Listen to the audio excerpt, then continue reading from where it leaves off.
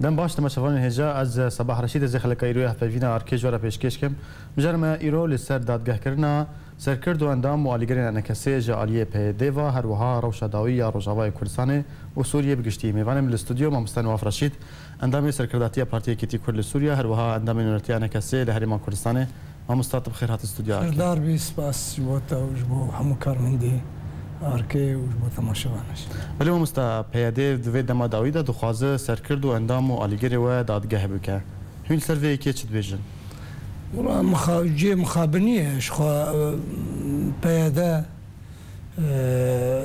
سياستك تشوت اشتسبيكي وروج بروجي تكزد به شخلكيفا ديار دبيش حمو خلكيفا فشلتيني السر عردي افداد قه كرنا ايرو سركردايتي بارتين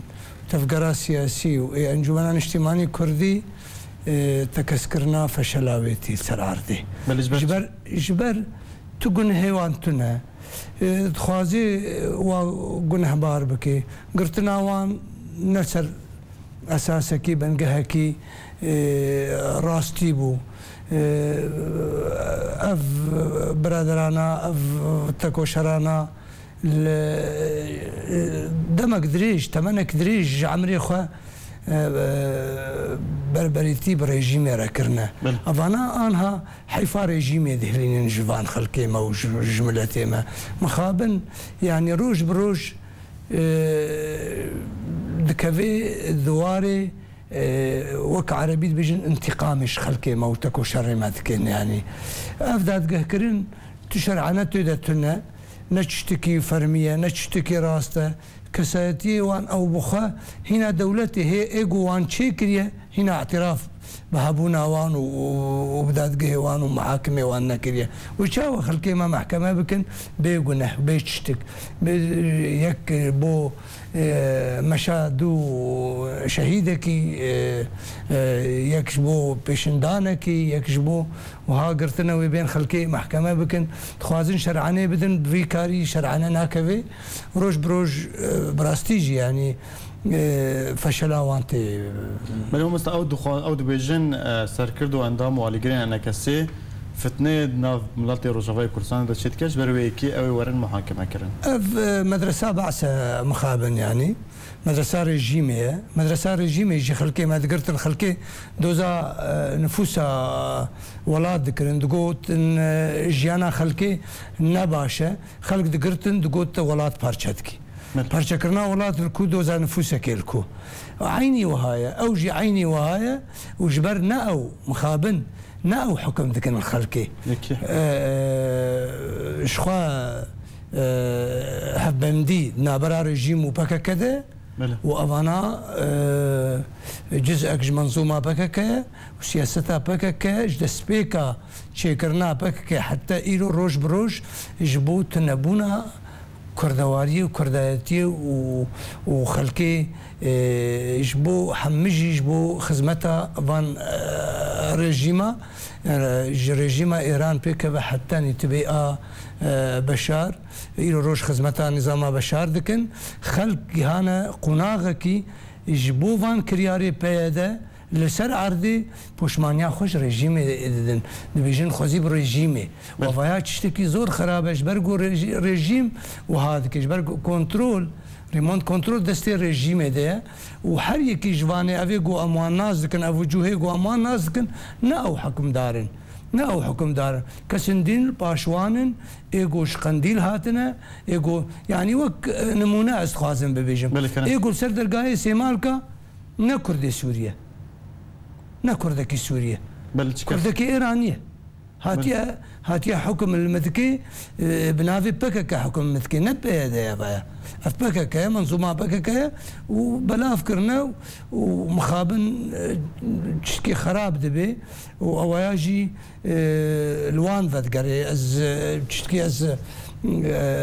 قشبين براستي دفيواري ده روج بروج او بخوا حكم سر خودكن بفضحه خو باساليبه جودكن وكرياري جودكن روج بروج شخل كيف ديار دبيتي خو يعني كرن نو افانا هاتنا خرابونه دكن نهاتنا افا كرني بكن يجبو ملتي موجبو خاكا مو ارضام بل ما مستهين دبيجن ام اعترافي بريا خوستريا كوبيدي افا كريم اعترافي بوينا كان ام اعترافي بدزغه سازيه وينا كان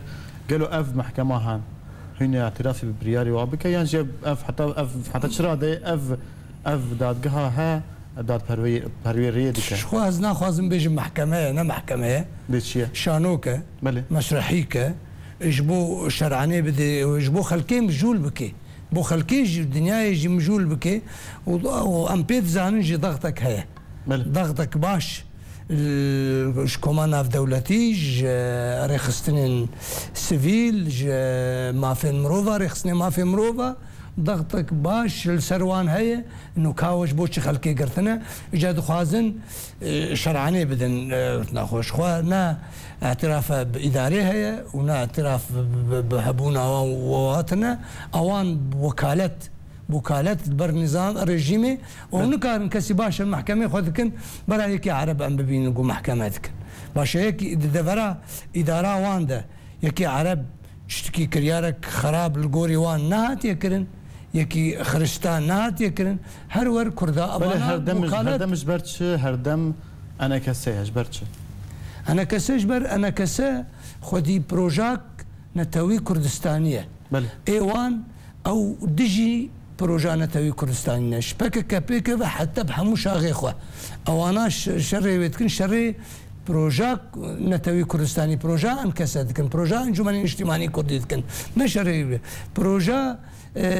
فان تاكو شري جو انها ايرو روج زنداني واندنا ايجو دمك دريج تمني خوا جعمري خوا دانن بربريتيان ريجيمي وهافركيا ريجيمي ايرو روج حيف جواتي هلانين بدستي كردا بل انها اف سر كردو اندامن و هرجارتين قرتن اف دمك قرتن بردوامه حتى انها حتى بدوه بيرجي چند سرکردین پارتی دموکرات کردستان سوریه هاتن گرتن اف بردامی وان گرتن آنش بود چیه؟ ارمان جوان هیجی. چیه؟ ارمان جواد خوازن خلقی ما بکشینن واری شر والسر عرضه وام بجهن استا مواجهه مخابن وايماجي حتى انها حتى ام كاربن امي ارمان جوام جينين جبرجو او دسبيكا هات ناوانده بل ما مستعد السيرفي اخافتني هنا قالي هنا تبيجن انا كسج بركو قلسه تبيجن ام ارمان جواب جهناين ام شري وان افقوتنا افاقلس قوتنا اما مسر عرضي خوازن ببيجن ام سر عرضي هنا خلقي ما وقتي الو روج او تكو شرانا او الهنغانا وقتي درت كفن كولانا وسكاكا ديجي كرياري بيدا او انا خرطبونك او نقل سبونه ايجو كاربي وهاب كي حمدش تدي بكي بس اما هروها ام حريصا ام نهيلا خلقي ما رتفع لك الباوان شيبي ام بجهن استا كشتني استا شري براكوجي ام هنا الحريصا سرفينا ام بعيني وقتي دا از بيجم از هيفيدارم اوجي هناك جوان كاسيجو هنا هناك احساسي كردواري الباوان هي كاربن بسكنين بانكسا جبو خلق نجي وقناغا وبراكوشي ودوراني ويشاخي ويحموكس دغه هاجر مالبات الشهيده بن هاجر افيجو تضحيات دانا افيجو خسرين قالك خسرين جبو كردواريه وكردايتيه وكسن وان استخدام ذاك المخابن بنافي وان خلقي داد قهدكن بنافي وان وفساد شوتين بنافي وان خبيشن دانا ساكنين بنافي مالبات الشهيده افيجو شهيده خدانن نجبو خاطري وان كريارا دانا نجبو خاطري كردواريه وكردايتيه وجبو بل مو ستنا هاتا قوت دادگاهین پیاده حکمان به ناوی گل داش برچ هردم اف گله به ناوی گل حکم تداین ناوی گل تقل باوانتونه تقل بوارتونه خلقي ما امتزان خلقي ما كينه بشك خلقي بوارند بنەچاری بەشەکەنە بنەچاری بوارەنە و بەرچاوەژی وەختێ تێخویانی کرنج هەموو کەسی بە دیارە وەختێ شەهیدێک شەهیدێ ڕۆژ دەرباز دەبێ بە حەزارە خەڵک دچن ئەو ئاگوژێ عاجزن ئاگو گەلک ئانهات زندانێوان دەنە بڤێ سەدەمێ و دو عینی وەختێدا دە عینی وەختێدا سەرگ و شەهید شەهیدە و سەرگ و شەهید خویناوی بەهایە و سەر ئەم زانن ئەرمانجێوی شەهیدی نەوەک ئارمانجە ئێگ و کەسێوی تەحفینێ و کەسێ دخوازێت تجارەتێ بخوێناوی بکێ خەلکێمە ژ بۆ وان و کریارێ وان نیوێ وێ خەلکێ نسباک کلکی کم بوان شهیدارا دچن اویا اثباته که انه خلق خطا کردواری و خطا نتوی البا خلقی هنا استقوی بلنده و رجای اویجی زوره هنا کردستان سوریا ده و اواناش و عاجزن حتى آنها فشلتين نكارن خلقي راضي بكن بسياسة أخوة نكارن خلقي قانع بكن بسياسة أخوة حتى أنا روج بروج فشلتين روج بروج تيخو يعني كنت ديار كرن أفانات خدمتها رجيم عدنات خدمتها نظام عدنا دجي كردستانين دجي خاكا كردستانين دجي كردواريين يعني روج بروج تيخو يعني كنش خلقي بله ما مستعف قرتين وين زدان بهذه حتى نها آگاهی الجمع هي السروان آگاهی مخابن أو أنا تو آگاهی نادن جانا جي هناك دبيجن الفلان درينا ياك الجموان درت كفي أم تزانن وضعي وان معنوياتي وام تزانن أم خلقي خو ناس ذكن خذي معنويات خذي شعورك بلند مثلا كره وزانن جبوت شتينا قرتن وجبر فيك يجي بشتام جوان براسته بس مخابن او الوان ذات قرك ديار بن قرك خلق سرداني وان بكن خلقي وان ومرب اهلي وان سردانا وان بكن افجي يكش سياسة واني وسياسة منظومة بلي ما مستحتا كنجر قرتني بردوام به وشارع سريج بو اكيد والله حتى كنجي جما فنا دياره بس ام دبيجن هيدي داوياويتي هيدي خلق وان باش ناس دكي هيدي نحقي تيخو يعني كرن هنا كيش خلقي باش ديار بويا ارمان جواناج بو كردا وكردواريه وبجم وبكي قناغ كي دهني ده بلكي دورا 20 تختورا 60 تختوري ساكنين البردوي دري مركز واني اسايش ديجي قرتنا سي كساره او كسيغو خدمت جواره كرنا خدمت جبرين دارا كرنا خدمت جي اداره واره كرنا ايرو روجوان دغرين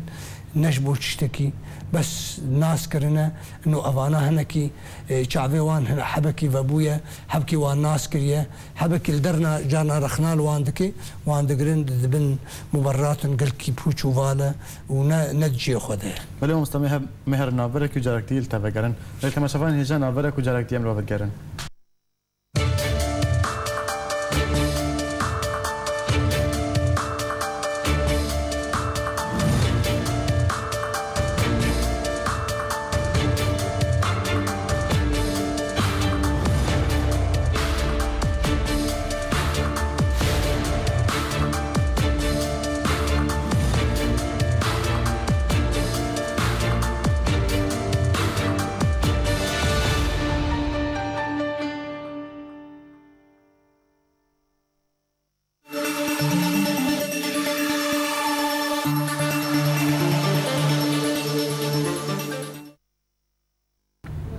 بله تماشاوان هجا جارك دیدن باش جاردیم میوانی خواهم مستن آفرشید اندام سرکرداتی پارتی اکتی کل سوریه هر وها اندام انرتیان کسیل هریما کردستان ما مستعا جاردیت بخیر هاته اف چند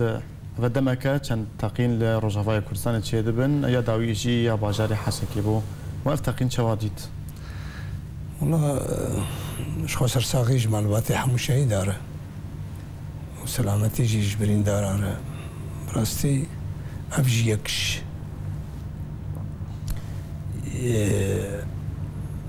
تكسكرنا فشلاوان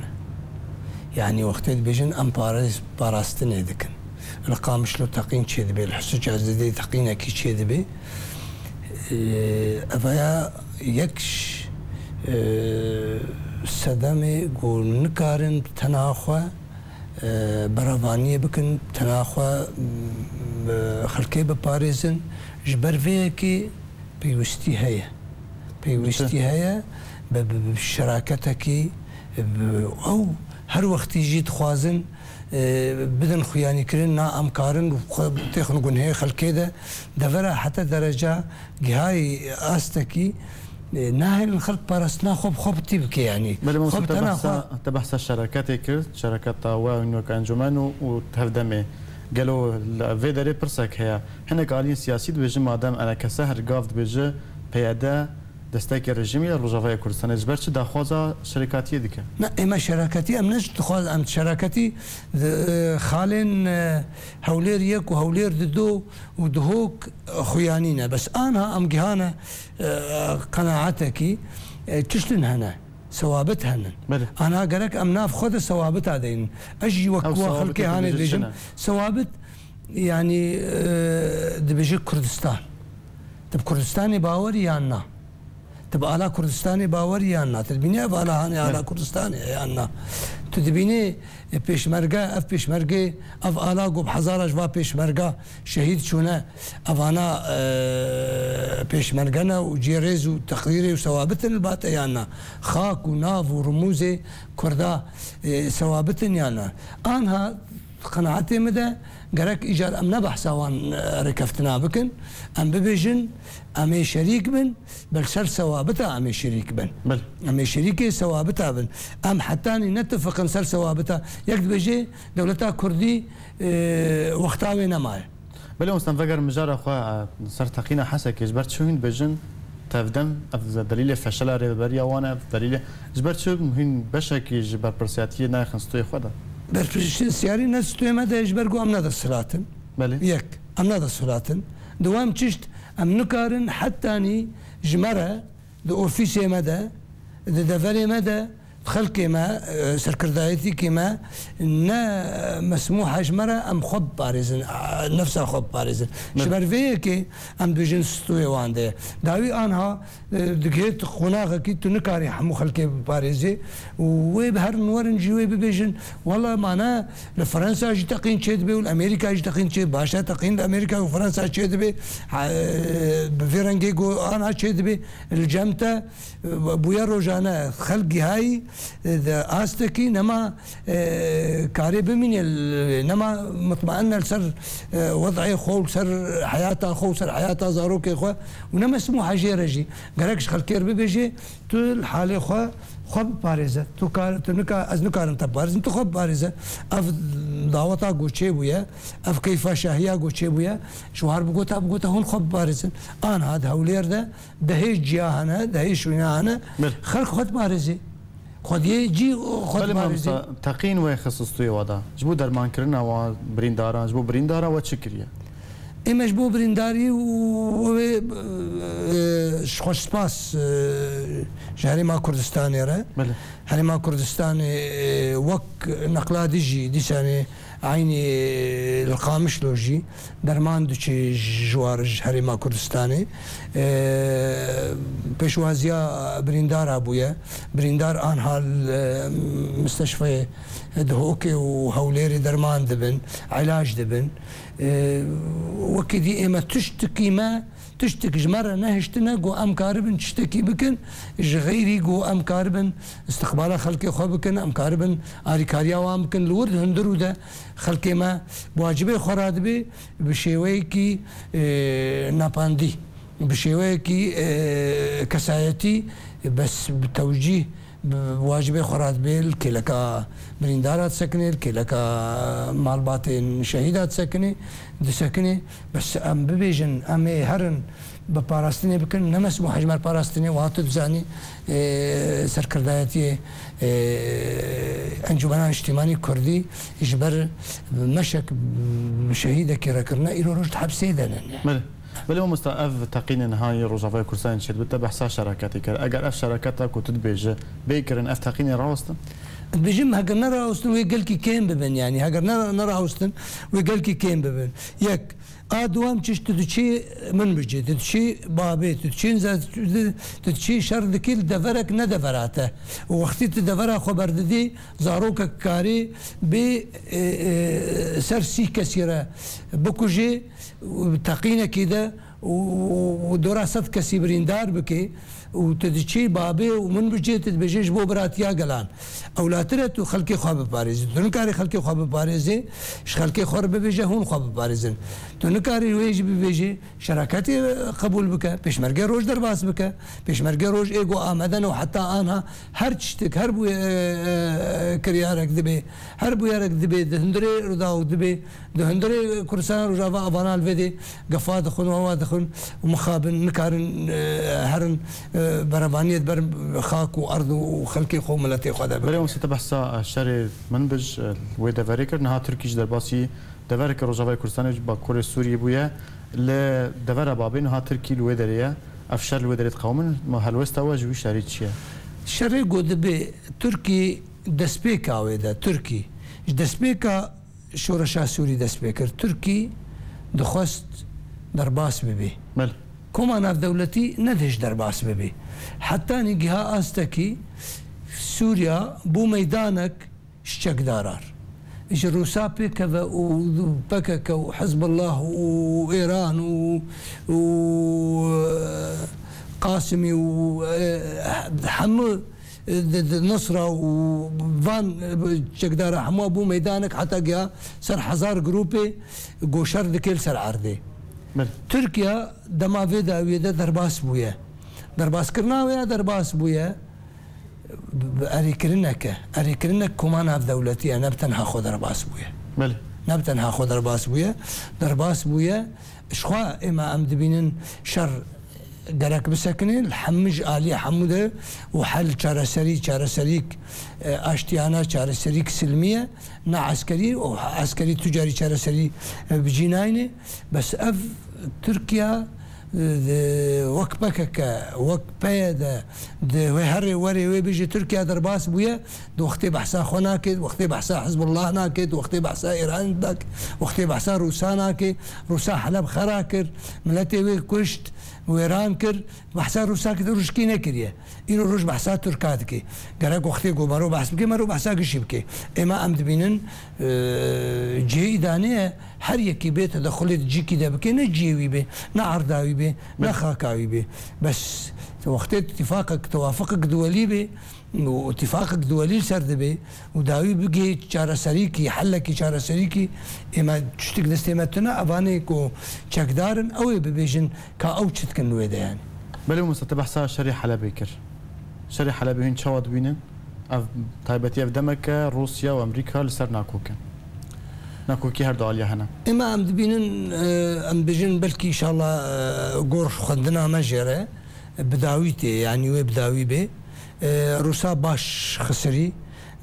دواري ابودي دا خسري دواري دقلك مسألة دا خسري دواري حتى اني ناف ودنق وخلقي خو وملتي خو دردورا خوشي باش دا خسري حتى ملتي سوري جيها استكي جينا رازيبونا تدخلاوية امريكا وك انها نزيك وان چند روزا ام دبینن گودار دکن باش قفاد خوی ام بجن جهاي وضع كوي سينورن بين دانينج هيزو قوتا مستوى نج قفين امريكا نجنا هوا بريان هاجي امريكا تقول خطي خوي صور دياري تكر ليه تفيكو روسيا درباست كرنا وخد شي امريكا بها الويست بو بجم اوجود اطار توافق كده بي يرو روج انها نها دنجي امريكا نوك دنجي بريه امريكا وانها بقي حدك يجبرقنا معقوله جبر شارع سريق هاي استكي شارع سريق جردبي شارع سريق ببي وافهز وقوات وشك وسلاح دستي سوريا ده بميني دستي الرجيم ده بميني تجاري وقبول نبل با امريكا وبا كمان دولتي وبا اوروبيا وحدك جربي ده بل مستحيل انجمن اجتماعيه كل سوريا بوي كيرانا بالتدخل العسكري لما كو شر سوريا بداوي ورا وڵە چی شێوەی بداوی بێ ئەم پێرەنە هەما بچ شێوەی بەس وەک ئەم دەست بێکێژت بێژن ئەم بێژن حەلا سلمی بێ کوشتن بێ خراکردن بێ وێرانکردن بەس گهای وێ ئاستێ وەختێک و چارەسەری ببێ و بداوی بێ بچ شێوەی بداوی بێ باش بەێ مستاگەرە خافتنێک تێداوی هەبێ وڵە ئێمە ئەم هێویدارن ینی هێویامە خەلکێ هێویامش سەرکردایەتیە ئێگو ئیرۆ ڕۆژ دەبن کۆنتترۆلا ڕێژیمادە و ئەنزیمێک و دەستکردنکردنە کوردستان تهێویە مەنەمانە بە سێویە مەمانە ئەو خەلکێ تەضحیەدایی ئەو خەلکێ شەهید دانە ئەو لێڤەگەرێکیش خوا بکەن و کاربن براستیژی کاربن حەدەکی ژیشکریارێ پێ دەرە کاربن دەین و دەنگی خوا بلند بکەن ئەو بەشێک و حتا ئانها بێدەنگە لە کوردستانە سووریا بەشێک بەزن هەیە بێدەنگە گەرەک ئەوێ بێدەنگ دەنگی خوا ئیجا بلند بکەی دژی کریارێ پێدە و شتێک و دەبێت لەسەر کوردستانە سووریا لەگەل ئەکسپانس مامۆستا نەوافڕەشید ئەندامی سەرکردایەتیە پارتیەکێتی کورد لە سووریا هەروەها ئەندامی نۆرەتیانە کەسێ هەریما کوردستانی گەل ئەکسپانس دیرۆ میوانی استودیو ئارکێبوو لە تەماشاوانی هێژام گەشتن داویە خەلەکە خەیر و حتا خەلەکێک دی من خێر و خەشیدە هەر شاد بن